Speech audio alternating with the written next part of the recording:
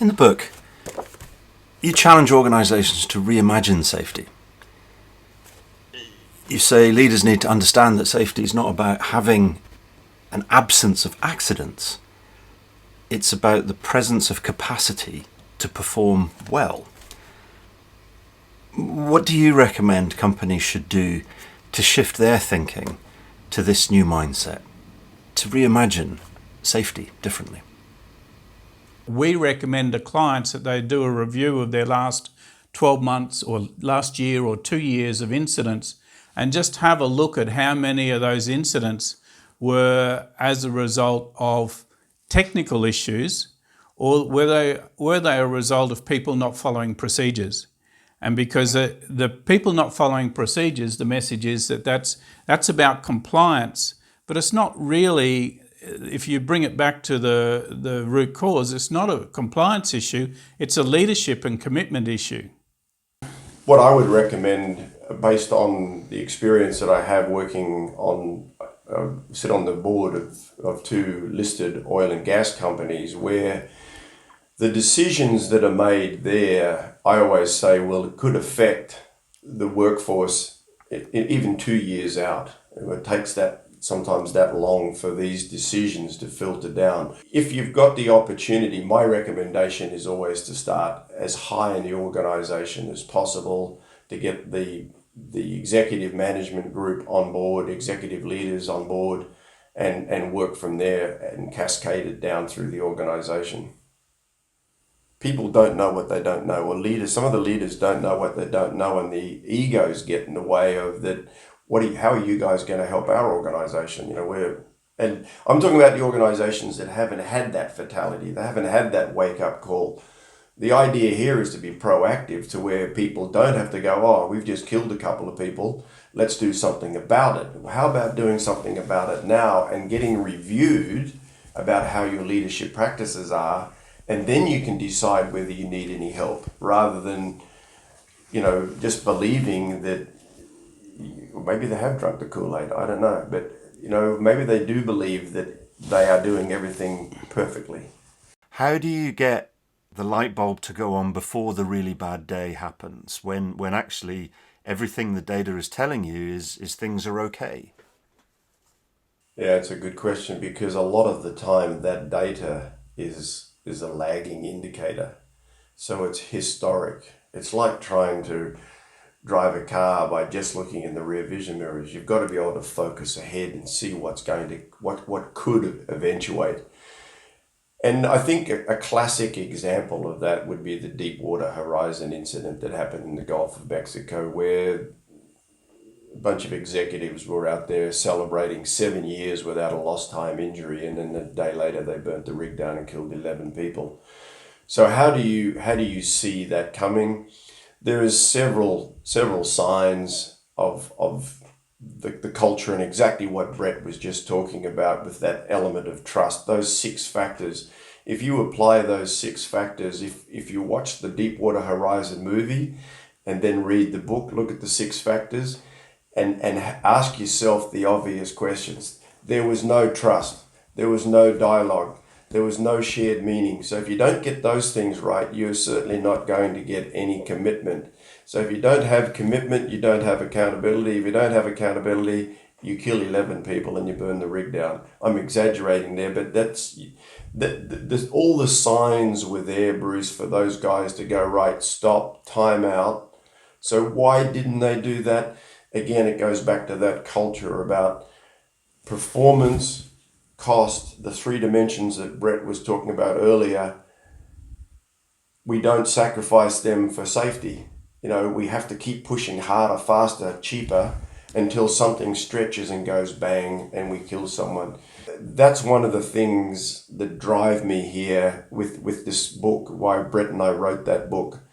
It's just so frustrating to see these needless accidents and people are dying they go to work because they think it's a safe place to work, and everybody should have that right to have a safe place to work.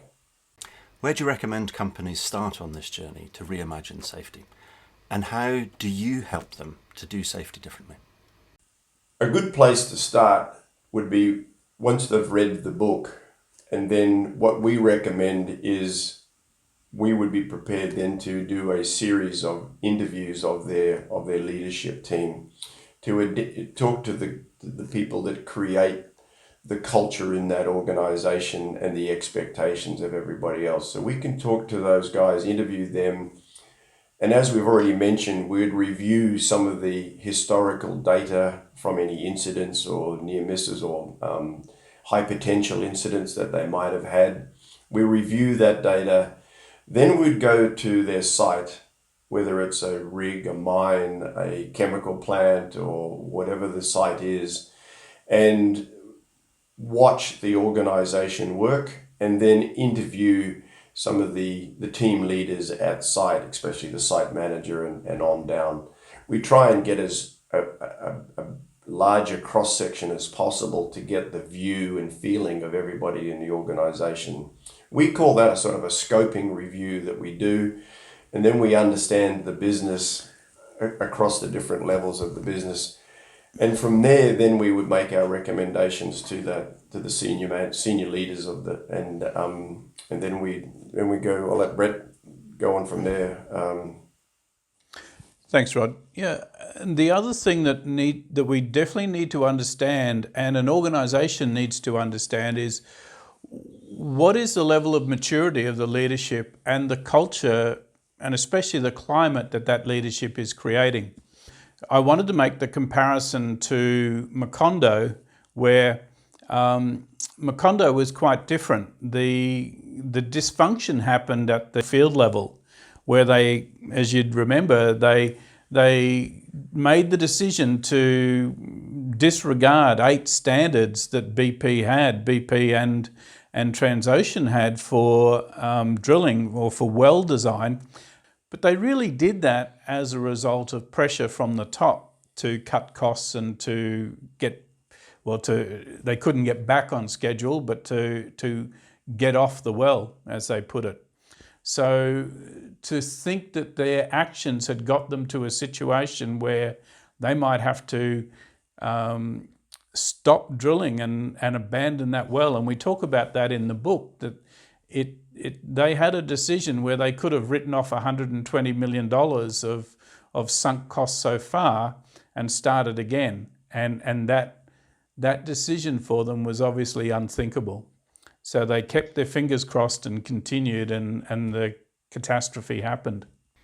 Brett, do you think there's something in culture where we make heroes out of people that take those sort of chances? You think about Mission Impossible and James Bond and how special forces are portrayed.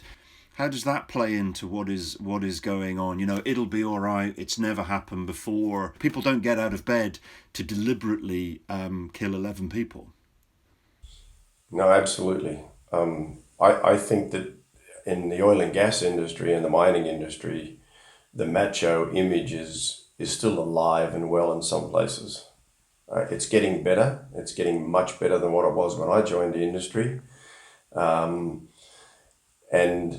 But it still has a ways to go, because I always state that it takes more courage to shut something down or to say, time out, we're not going to do this until I'm convinced that we can do it safely or properly. We have got way too many documented incidents to say it's just not worth it. It's just crazy. So you are throwing, you're on the roulette wheel, and it's either going to be red or black. Someone's going to die or someone's not, and it's as simple as that. And that's the reason why we really wanted to get this book out, because my HSE background, it turns a lot of beliefs that I had when I was working many years ago in HSE. It just destroys a lot of those principles that we had, that more systems, more red tape, more high-vis vests is going to solve our problem. It never will. It never will. And, it has to come from the top. And that culture, as we state in the book, we talk about climate and culture. And you get the climate right, where the people are working to where they just say, this is the way we do things around here. We're not going to differ from this no matter what happens.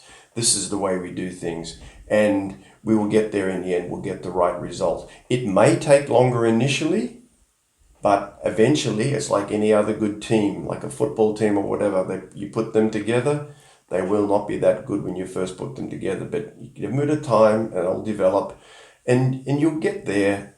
You'll get the result that you wanted. And the other thing there, the book itself is called Safety Performance Reimagined, but you can't have a poor safety performance and have a good business performance. It doesn't work that way. You have to have both, or you have neither.